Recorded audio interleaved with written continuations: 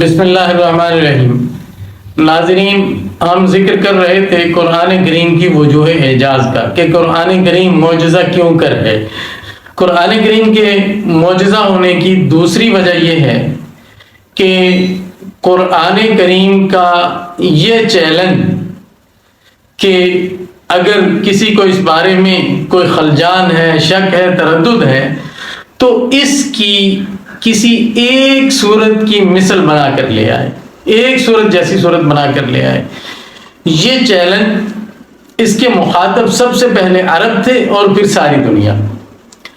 جو عرب تھے ان کو یہ چیلنج، اور بلکہ دنیا بھر کو یہ چیلنج قرآن کریم کا کہ اس جیسی ایک صورت بنا کر لے آؤ، یہ صرف معنی کے اعتبار سے نہیں ہے کہ قرآن کریم میں جو معنوی گہرائی ہے اتنی گہرائی کا حامل کلام پیش کر دو، بلکہ لفظی صنعت اور لفظی حسن کے ساتھ بھی یہی چیلنج ہے۔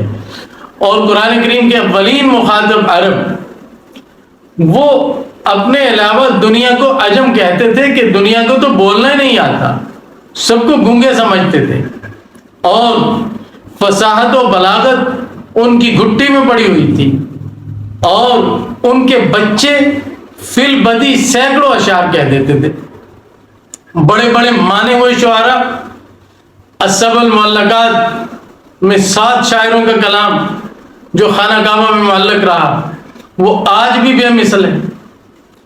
تو اتنے بڑے بڑے شعراء، زبان و ادب کے اتنے بڑے بڑے شناور اور اتنے فصیح و بلیغ لوگ، ان کو قرآن کریم نے یہ چیلنج کیا کہ اس کی کسی ایک صورت کی نظیر بنا کر لے آؤ، اگرچہ حسن لفظی کے اعتبار سے اس کی نظیر ہو، معنوی گہرائی تو ایک طرف رہے گی، اس اعتبار سے چیلنج الگ ہے، لیکن حسن ترتیب اور اعجاز کلام اور حسن کلام صنعت لفظی کے اعتبار سے بھی چیلنج ہے۔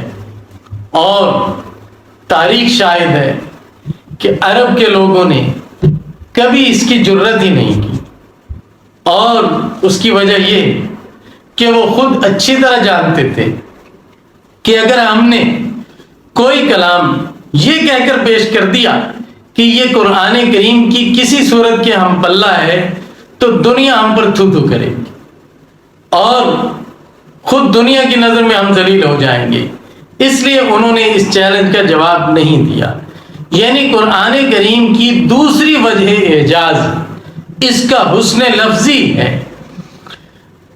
اس کی دلیل یہ ہے کہ ایک دفعہ قریش نے اس سلسلے میں ایک میٹنگ منعقد کی، ایک اجلاس منعقد کیا کہ موسم حج آنے والا ہے اور اطراف عرب سے لوگ آئیں گے، تو حضرت محمد صلی اللہ علیہ وسلم جو ان کو دعوت دیں گے اس کا کیا توڑ ہمارے پاس ہو، ہم لوگوں کو کیوں کر ان سے دور رکھیں، لوگ ان سے متاثر ہوتے ہیں۔ تو اس سلسلے میں اجلاس منعقد ہوا، بڑے بڑے سردار اور بڑے بڑے عاقل اس میں بیٹھے تھے۔ سب سے عمر رسیدہ ان میں ولید ابن مغیرہ تھا۔ تو ولید ابن مغیرہ نے کہا کہ ہاں بھائی کہو کیا کہتے ہو؟ تو کوئی کہنے لگا کہ ہم لوگوں کو کہہ دیں گے کہ ان کا کلام مجنونانہ ہے، یہ مجنون ہے، پاگل ہے، پاگل پن پر مبنی کلام ہے ان کا۔ ولید کہنے لگا کہ لوگ جب ان کے پاس آئیں گے اور جب ان سے ملیں گے، ان کو فصیح و بلیغ اور عاقل پائیں گے اور تمہیں جھوٹا سمجھیں گے، یہ بات نہیں چلنے گی، کچھ اور کہو۔ کسی نے کہا جی پھر ان کو ہم کہہ دیتے ہیں یہ شاعر ہیں۔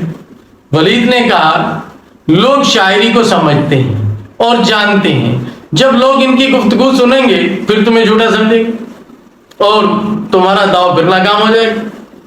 کسی نے کہا جی پھر ہم کہہ دیتے ہیں یہ کاہن ہے، کاہن وہ جو جنات وغیرہ سے خبریں سن کر لوگوں کو بتاتے ہیں، یہ کاہن کا کلام ہے۔ ولید کہنے لگا لوگ جب سنیں گے تو لوگوں کو معلوم ہو جائے گا یہ کاہن کا کلام نہیں ہے۔ لوگوں نے کہا جی پھر آپ ہی کہو کیا کہتے ہو؟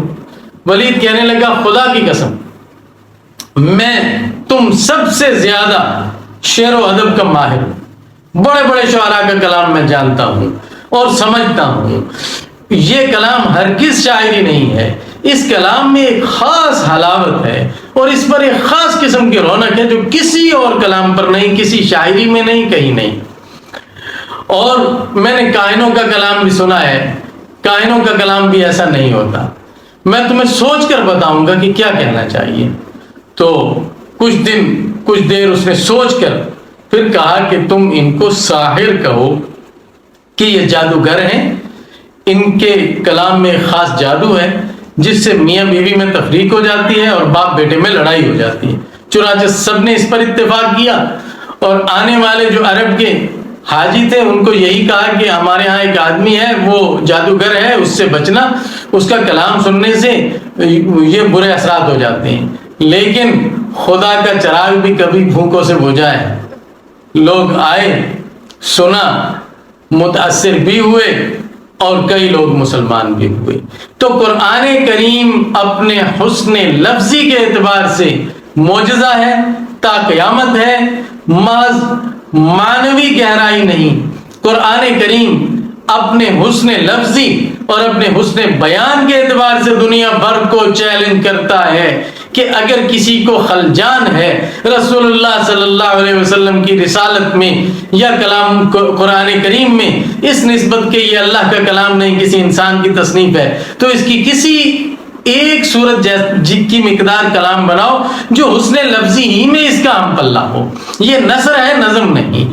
تو نثر کا ایک ٹکڑا پیش کر دو جو اس کی چھوٹی سے چھوٹی صورت کے ہم پلہ ہو، حسن لفظی کے اعتبار سے قرآن کریم اپنے دعوے سے ہی دستبردار ہو جائے گا کہ یہ اللہ کا کلام ہے۔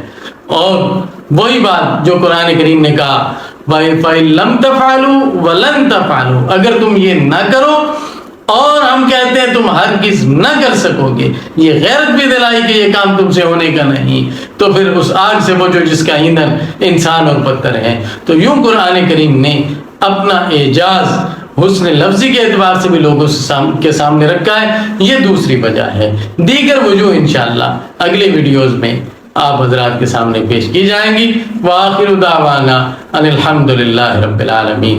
فرقہ واریت سے بات اور خالصاً قرآن و سنت کی زبان میں قرآن کریم کو سمجھنے کے لیے ہمارے چینل کو سبسکرائب کریں۔